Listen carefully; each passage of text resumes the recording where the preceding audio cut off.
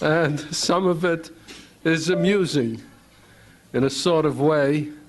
I got a letter recently that said that he listened to me on the Bill Moyers show. I don't know how many of you heard my interview by Bill Moyers. Thank you. But I listened to it and I was amazed at how intelligent I sounded. You know, always surprises me. And he said he was amazed at how intelligent I sounded,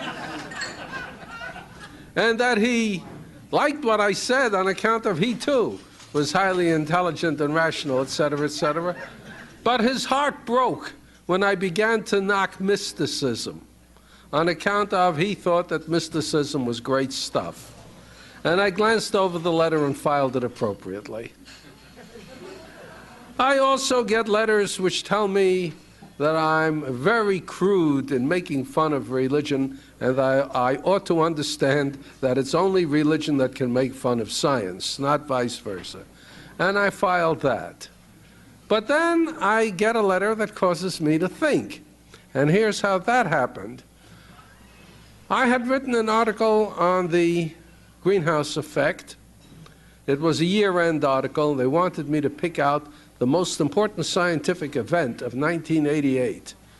And I really thought that the most important scientific event of 1988 would only be recognized sometime in the future when you get a little perspective.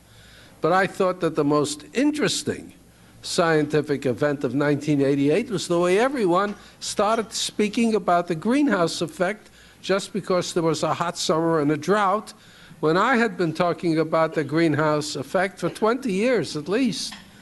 And there were other people who talked about it before I did. I mean, I didn't invent it. So I explained what was meant by the greenhouse effect, and I also explained that not only were we constantly pumping carbon dioxide into the atmosphere because we're burning fossil fuels, coal and oil and gas, so that the content of the atmosphere, as far as carbon dioxide is concerned, has been going up steadily, not very rapidly, but steadily, ever since 1900. And it's continuing to do so. The amount of carbon dioxide in the atmosphere now is 50% higher than it was in 1900. It's still only a little over 0.035%. Which is not enough to bother us as far as breathing is concerned, but it's enough to trap the infrared waves that Earth reflects into space and to raise the temperature of the Earth slightly. The temperature will keep on going up. And not only are we piling in more and more carbon dioxide in the atmosphere, but we are chopping down the forests of the Earth at a great rate. And the forests themselves are the most efficient consumers of carbon dioxide that there are on Earth. Anything that substitutes for the forests, like, let us say, grain fields or grasslands, are not going to consume carbon dioxide as efficiently. And if we replace them with desert, which is most likely, it won't absorb the carbon dioxide at all. So that, in a sense, we are contributing to the greenhouse effect in two ways. By pushing the output of carbon dioxide and inhibiting the input, so to speak. I said, therefore, when Brazil begins to cut down the rainforests of the Amazon, not only is it destroying a habitat for vast numbers of plant and animal life, which could be of great use to us. There are perhaps pharmacological products we know nothing about that are produced by these forms of life that, if we knew about, could advance the art of pharmacology and the practice of medicine enormously. And we'll never find out. We're going to drive them to extinction. We're going to destroy the ground because the soil of a rainforest isn't very good. And when you chop it down, it doesn't make for good farming. What it makes is for good deserts. And finally, we're going to cut down on absorbing the carbon dioxide and on producing oxygen, so that we are actually tampering with the climate of the Earth and with the very atmosphere that we breathe, so that under those circumstances, it is useless for Brazil to say that she can do what she wants with her own, that the rainforest belongs to her, and if she wants to cut them down, she can. The rainforest doesn't belong to her, it belongs to humanity. She is merely the custodian of the rainforests. I said that in the course of my article, and I got a letter in which a young man said, who gave the United States the right to tell Brazil what to do? What if Brazil says to us that we produce far more carbon dioxide than any other nation because we have more automobiles, we have more motors, we have more industry, and we are polluting the atmosphere far more on a per capita basis than anyone else on Earth, and therefore why shouldn't they have the right to tell us to cut down on our industry, to clean up our pollution, instead of telling them not to cut down their forests? And I answered and said, you make a very good point. But now, look through my article and see where I said it was the United States who was supposed to make these decisions. I didn't say anywhere that it was the American right to police the world or to tell them what to do. And in fact, that gets to the nub of the whole point, that we are facing problems that transcend nations. That when we talk about the greenhouse effect, we're talking about something that affects not just the United States, not just Brazil. That affects the entire Earth for the worse. When we talk about the disappearance of the ozone layer, and everyone says, well, gee, if the ozone layer goes, there'll be more skin cancers, more eye cataracts. That's the least of it. We don't know what will happen when the ozone layer goes. We're going to have a lot more ultraviolet rays hitting the surface of the Earth, perhaps killing the plankton in the oceans, perhaps killing the soil bacteria, upsetting the ecological balance very fundamentally, making the Earth a lot less livable. Skin cancer might be the last thing we have to worry about. Or as someone else says, well, it just means you go out with a sunshade, you put on suntan oil. That's for human beings, of course. We go around doing the same to all the little bacteria in the soil and so on. But if that happens, if we do lose the ozone layer, it's for the whole world that is lost. It doesn't matter which nation makes use of chlorofluorocarbons most. We all get it. If the population goes up to the point where we destroy the resources of the Earth, it doesn't matter which nation is most populous, we all get it in the neck. If we have a nuclear war that produces a nuclear winter or a fallout that kills people everywhere, it doesn't matter who started the war, it doesn't matter at whom the nuclear bombs were aimed, we'll all get it. You can go through the entire list of dangers that face humanity, and the very point of the whole thing is that they face humanity and not any one section of it. And therefore, I might say in passing that this should be of peculiar interest to humanists. I have always thought that the reason we're called humanists is that we're involved with human beings as opposed to the supernatural, the existence of which is dubious at best. But if we are going to be interested in and involved with human beings, then I fail to see anything in the name that distinguishes between one set of human beings and another set. We are all human beings. If there's one thing that is biologically certain about the human species, is that it is a human species, one species. The similarities among us are enormous. The differences are trivial.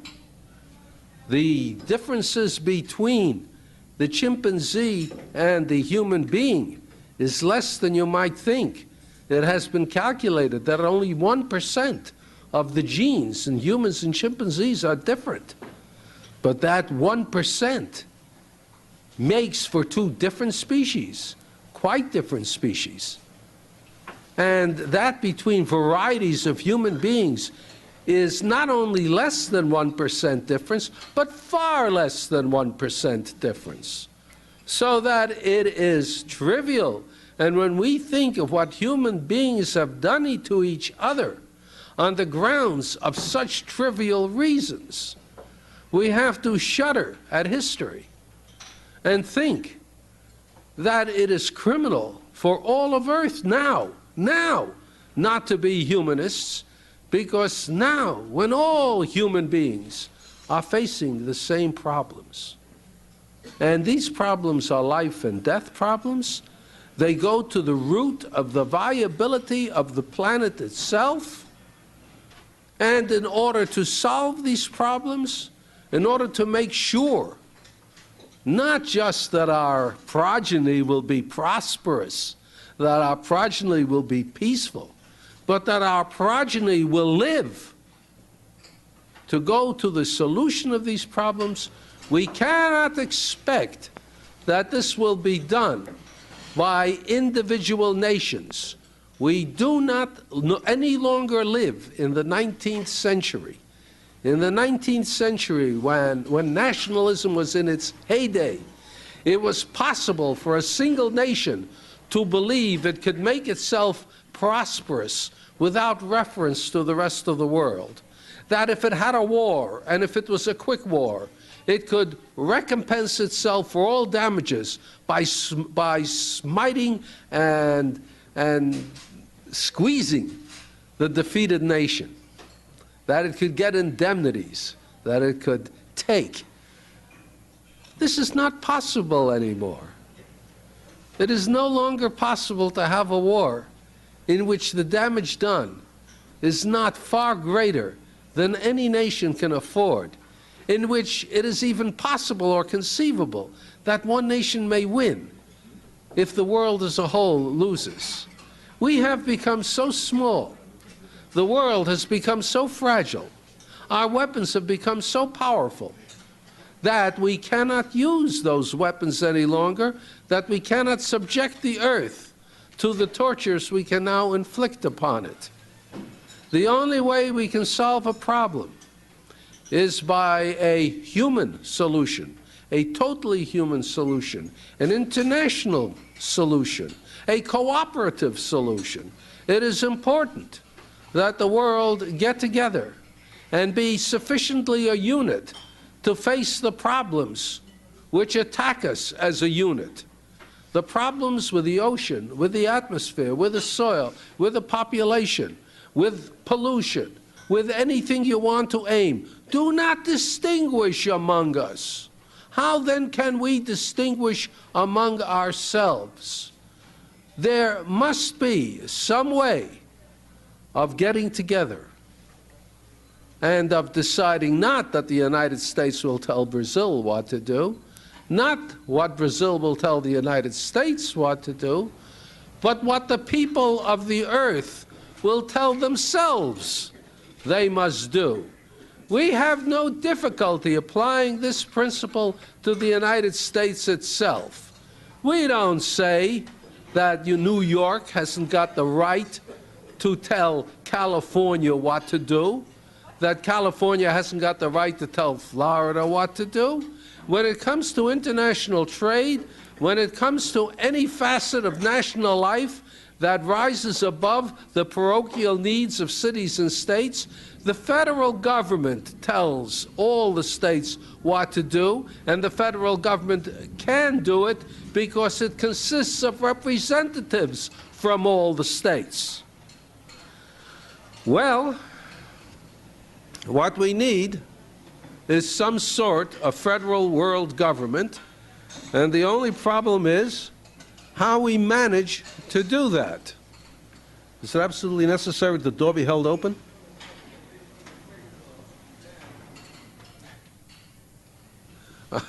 He was probably afraid we wouldn't get the noise. Listen, I was once giving a talk, and a fellow got up and closed the door that led to the kitchen. And I said, thank you. And he said, no, it's all right. It was at the request of the kitchen help.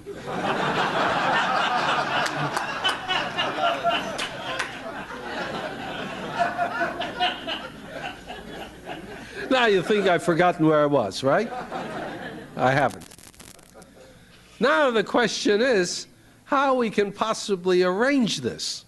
Because, of course, we live in a world which never forgets the wrongs done it. Every nation remembers a particular time in its past history when it was at its maximum extent, and that it considers its natural boundaries. So naturally, the natural boundaries of all the nations overlap. And every nation has had some of it stolen by its neighbors. They never forget. They never forget the wrongs done it. They never forget the injustices. You can go and find your own homeland again after you've been away from it for 2,000 years and others have been living there. You can keep up a fight for centuries over things that are centuries old. How are you going to get everyone to get together despite this? Well, there are two ways in which this can be done: the carrot and the stick. And now you'll notice that this is not something new that you've never heard of before. This is well known. Now the stick is the fear of danger, the fear of destruction. And it works. It works fine. For 40 years now. For 40 years we've been engaged in a Cold War between the United States and the Soviet Union, which sometimes lightens up and sometimes grows more severe. I have never quite understood, incidentally, the meaning of the word Cold War. That means as opposed to a hot war. In a hot war, you throw weapons around. In a Cold War, you make nasty speeches. Well, in that case, a Cold War is much better than a hot war. But then every once in a while, when things lighten up a little bit, they say the Cold War is thawing. But that means it's getting warmer. And that sounds like it's bad.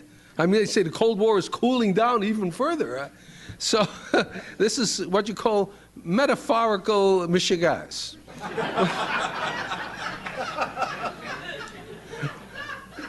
But in any case, we've had a Cold War source for 40 years between the United States and Soviet Union, and there have been times when they've disagreed on everything under the sun. I always dreaded having one of them say that the sky is blue because the other one would instantly say, no, it's not, it's orange. But it's gone on now for 45 minutes, like over 40 years. And in all that time, it has never come to a war. I don't think, as I look back in history, that there has ever been a period of 40 consecutive years in which two nations have yelled at each other without their going to war in that interval of time. At least once, sometimes twice. They haven't. Not only have we not gone to war with the Soviet Union, we haven't even broken off relations. In other words, we not only don't dare fight, we don't even dare stop talking. The only people we can break relations with are nations of which we're not afraid, really, like Iran or Libya. Well, this is a good thing, but why is it so? Why is it that when we do have meetings, summit meetings, they get to be friendly? Reagan has put his arm around Gorbachev's shoulders. I saw it myself on television, and he formally withdrew his remark about evil empire. I imagine Gorbachev withdrew some remarks that the Soviet leadership has made also. And why? Why is this? And the answer is really there's nothing else they can do. There's no way in which we can really fight a war with the Soviet Union. It doesn't matter whether we hit them or they hit us or we hit each other. Whatever we do is going to destroy the earth. If anyone doubts this, let them take a look at Chernobyl, which happened about 2 years ago. One reactor suffered a meltdown. One reactor. That created enough radioactive fallout so that they killed sheep near Liverpool in England. One. Now, if we're going to really clobber the Soviet Union, we're going to hit it with a few thousand nuclear bombs. We've got the bombs. We're not going to save them, for goodness sakes. They won't be any good after the radon is gone. I'm sorry, the tritium. After the tritium is gone, they won't be any good anyway. So we'll have to use them fast, and we'll use thousands. If one meltdown creates that much fallout in England, then what will thousands of bombs do in England and in the United States? In other words, the thousands of bombs will destroy us all wherever they land and whoever shoots them. So there can't be any nuclear war unless there's agreed upon suicide for all of us. Well, if that sort of thing goes on, obviously, the nations are going to cooperate, and as a matter of fact, they're doing it in more ways than they're willing to admit. We cooperate on the weather, for instance. We let each other have information needed for the weather. We let each other have information that we learn in space where we can convince ourselves it doesn't involve national security. National security, you must understand, is a very elastic thing that covers anything that's liable to get into trouble. If you don't want Ollie North to tell anyone exactly how stupid Reagan is, it becomes a matter of national security. Well, yes, in England, they don't allow you to say how stupid the leaders are because that's the Official Secrets Act. I think we should have the same name here. It fits. Well then, and we cooperate in Antarctica. We cooperate in the high seas. We cooperate in many respects that we don't talk about because it gets the conservatives in both nations upset to think that we're cooperating for something as trivial as saving humanity. Therefore, we do it secretly, but there's a lot of it being done, and more all the time, so that the stick is driving us to cooperation. But I always say, why try the stick alone? Why not the carrot as well? In United States history, we had both the stick and the carrot. After the end of the Revolutionary War, we had something we called the United States of America, but it wasn't. Each state was virtually independent. There was a Congress, but it had no powers. It couldn't even tax. It could only get voluntary contributions from the individual states who are always in arrears. Does that remind you of anything right now called the United Nations? Well, that's what the Articles of Confederation Congress was. It was a small version of the United Nations, and it was powerless. And the states were in constant trouble. They didn't know how to work out the handling of rivers that form boundaries. They didn't know how to deal with the British, who weren't giving back some of the fortified places they were supposed to give back. They didn't know how to treat with the Indians. They didn't know how to arrange interstate trade so that everyone would be happy. They called a Constitutional Convention. And because they were afraid of the consequences of disunion, afraid we'd just be picked up by various European powers and go to war with each other, they set up the Constitution by which the various states gave up some of their sovereign powers and embodied them in a federal government, and then voluntarily voted for that federal government and formed a true United States of America. There were arguments about how much the states had given up, and 80 years later, some of the states decided to take it back, and we had to fight a 4-year war to make them change their mind and decide they wouldn't take it back. But on the whole, we stuck together. So that was the stick, the fear of disunion. But where was the carrot? The carrot came after the Civil War. Now, the Civil War was a perfect case that we've seen 1,000,000 times in human history of a settlement which doesn't settle. The Union beat the Confederacy, but the Confederacy put up one hell of a fight. It had no cause to be ashamed, and in fact, it felt it had lost only narrowly. And on top of that, the Union was vengeful, and we treated the Confederacy after its defeat as though we're an occupied foreign power, and the South wasn't likely to forget that. So you would expect that the South would always remember the Confederacy, not as it does with a kind of sentimental attachment, but powerfully and would rebel every once in a while whenever it seemed that the occasion was right for it, and would be forever indulging in terrorism, like the Basques in Spain. When were the Basques an independent power? Like the fighting between the two sides in Northern Ireland, like the fighting between the Shiites and everybody else in Lebanon. There'd be constant terrorism from the United Confederacy Brothers or something or other. And there isn't. There isn't. There was a healing somehow, and we became one nation again. And that was the workings of the carrot, because immediately after the Civil War came the period of the opening of the West, the development of the West, where the nation went west, founded new states, and anyone from any state could go to any part of the West, so that when a new state was developed, it consisted of people from all parts of the Union.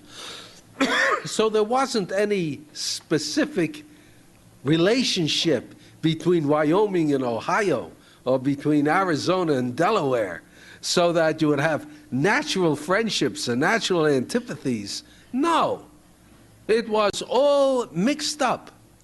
The United States found its unity in a gigantic project that included all the states, and that made the differences between the states look small by comparison.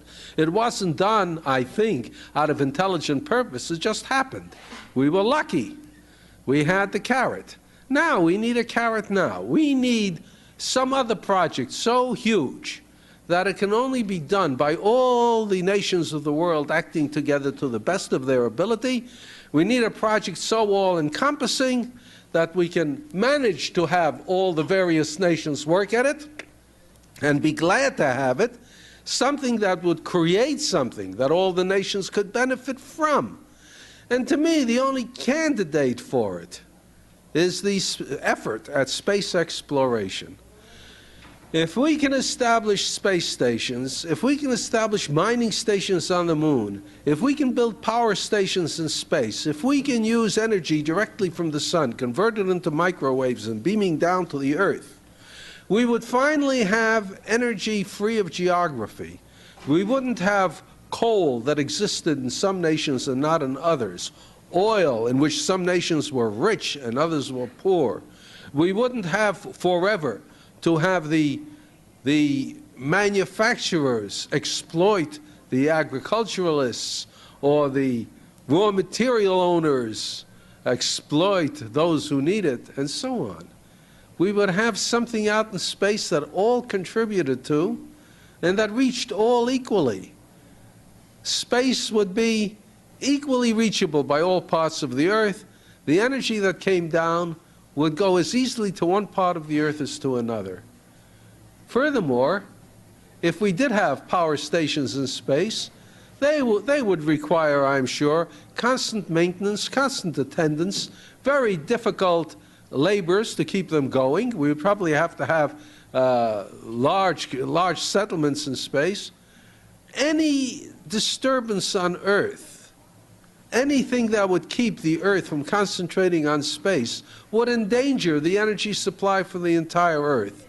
In other words, it would be immediately and obviously apparent to everyone on Earth that it would pay them to maintain a stable world order, because only so could their energy supply be maintained undisturbed.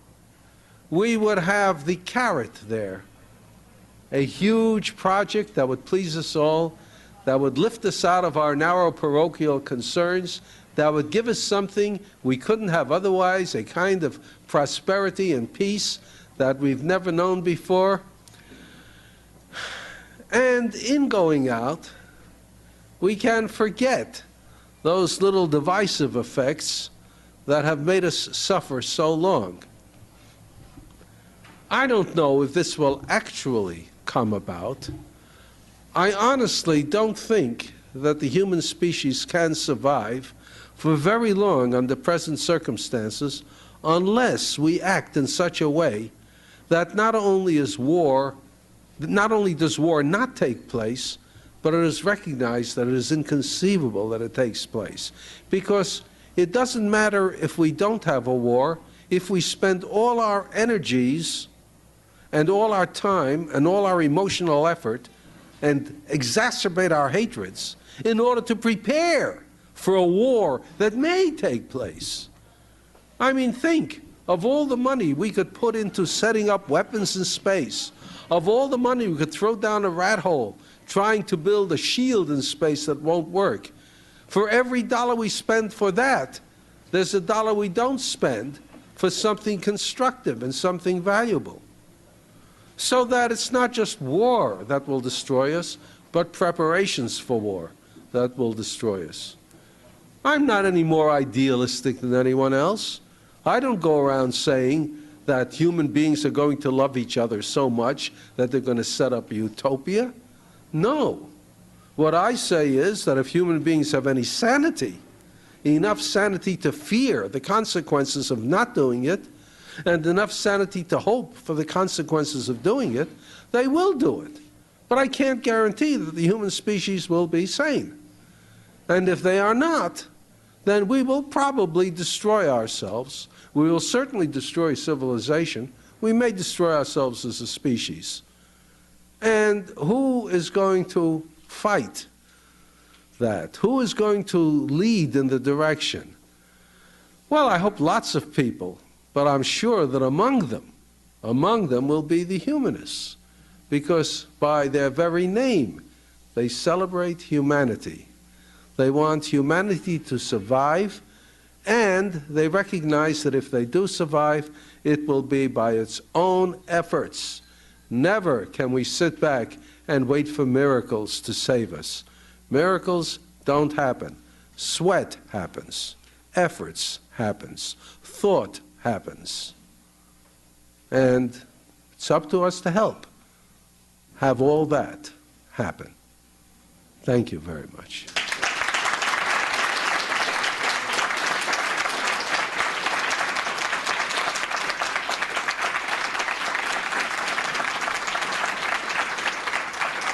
Thank you. Thank you. I don't know if you want to ask any questions or if there's time for any questions, but if there is time and you want to, I'll try to answer a few until such time as I collapse anyway. I've often thought that there are two reasons why there shouldn't be any questions. One is that nobody wants to hear me talk anymore. And the other, which I prefer, is that I've been so luminously clear and so absolutely unanswerable that there's no point in asking questions. So if there isn't, I will sit down. Yes, sir. A technical question at you. You talked about the CO2. Isn't there a ratio between CO2 content in the atmosphere and oxygen that the CO2 gets high enough, even though there's all sorts of oxygen, we still can't breathe the stuff? Yes, but that would be sufficiently high that it's not likely to happen. By the time it gets high enough to interfere with our reading, we're going to have a runaway greenhouse effect that will raise the temperature to way above the boiling point of water, and we'll all be dead before we stop breathing. So,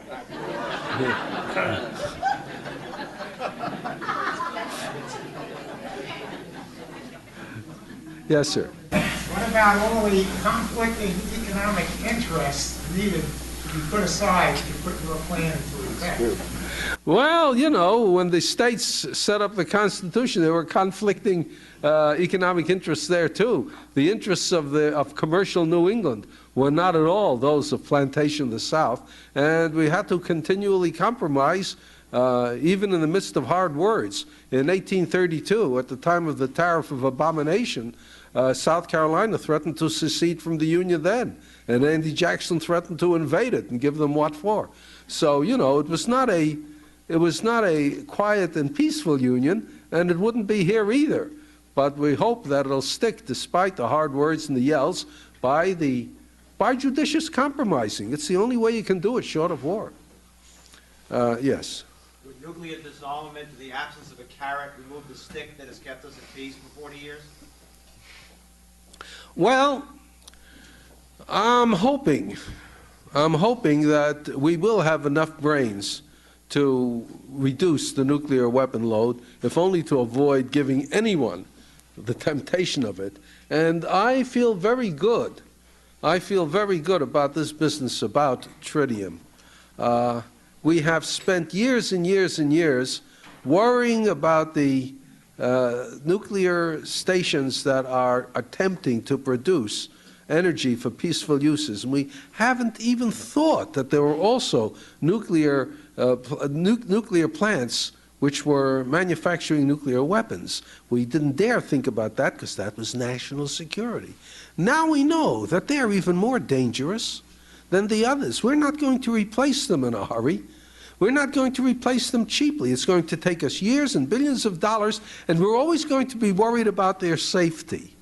And I'm hoping that people are going to get tired of having to worry about nuclear weapons that are dangerous to everybody and the salvation of nobody.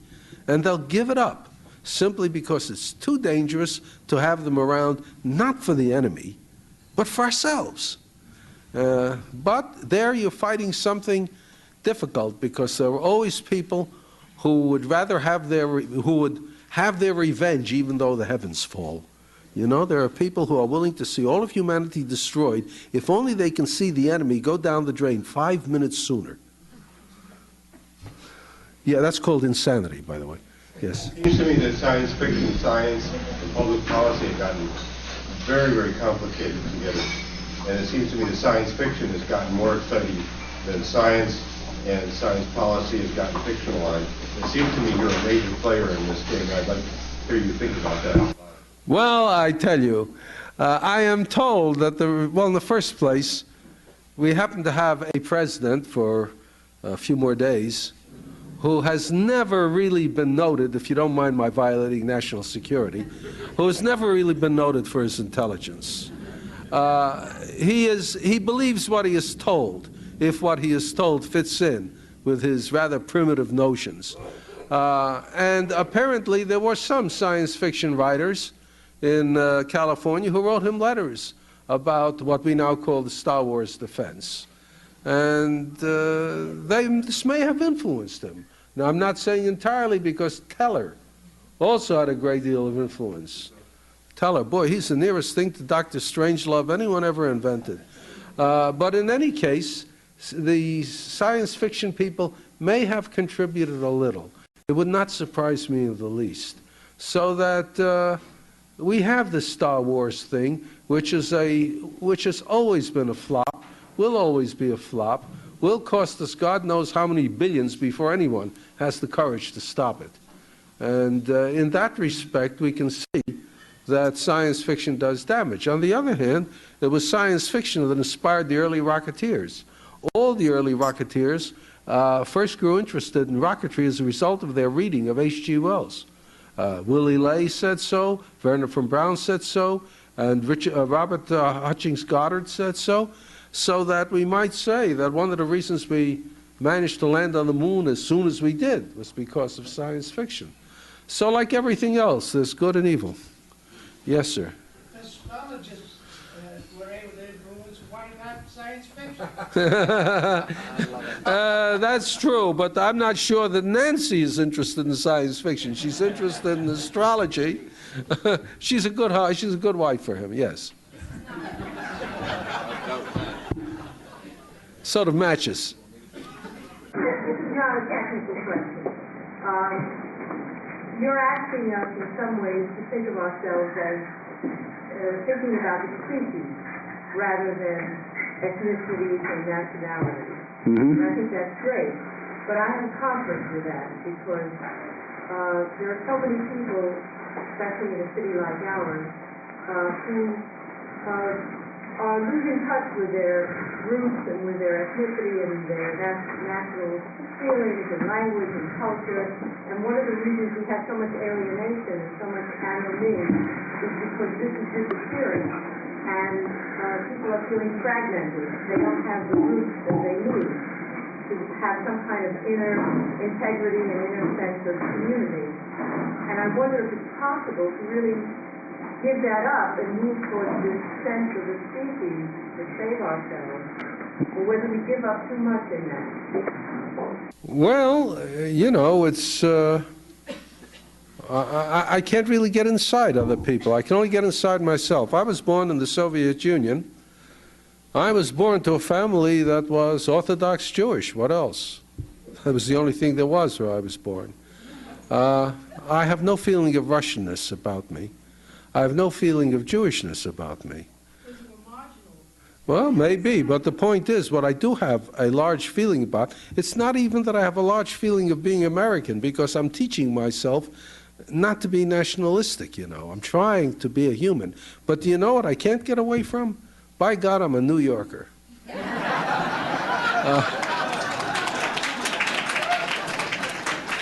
I mean, I can't bear when people say nasty things about New York, you know? But that's something to give me a sense of roots, that's all. But, you know, these roots are not in the genes. These roots are not something you're born with. These roots are something that are manufactured out of your surroundings. I mean, here in New York, you can be of any of a variety of ethnic backgrounds and be diehard Mets fans, or diehard Yankees fans, or diehard some other games. I understand there's other games besides baseball. I never heard of them, but they...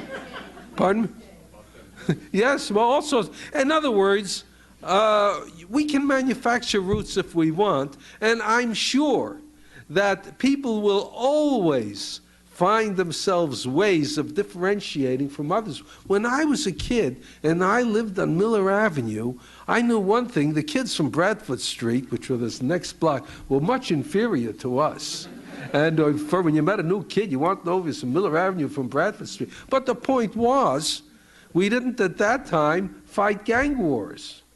This is the point. Not so much the manufactured ethnicity, the feeling yourself a part of a greater whole, but where you start thinking that the only way you can prove the value of the greater whole is by violence. This is what we can no longer afford. Except for that, if we're just willing to be proud of ourselves, there's nothing wrong with that. I think we've got time for one more. Okay, one more, right there. The greenhouse effect is something that's troubled you for 20 years. It's troubled a lot of us for less than that. My question is really this. We can talk about humanity working together to put a stop to this thing that's going on in Brazil and other parts of the world. So there's another front that I think as humanists we should address, and I'd like your comments on it. And that is the assistance to science to do something to counteract what's taking place in the greenhouse effect. They're talking about shooting spears into the atmosphere in order to combat some of the things that are taking place. Realistically, to get people to talk about it and to do something can take a long time. What is your opinion regarding the activity that we could do to support science to counteract what's taking place in the atmosphere? Well, there have been ideas. The Times, about a couple of months ago, ran a page in the Tuesday Science section in which they spoke about the far-out ideas that some scientists have had that might be helpful. Well, when you have these speculative ideas, usually they're impractical as first stated. But sometimes they have some nub that can be used. I mean, when Leonardo da Vinci talked about elevators and airplanes and things and tanks, none of the things he drew would actually have worked. But eventually, something along those ideas did work. Of course, it took something like 350 years before they did, and we don't have that much time, but we could work faster now too. The greenhouse effect isn't going to kill us next year. I mean, we've got decades before it gets really bad, and maybe in that time we can do something about it. But what you say is also correct, that we've got to support science with the accent on constructive solutions to our problems and not on just how to kill our enemies with a bigger bang. And whether we're sane enough to do that is also a good question. Okay, thank you very much.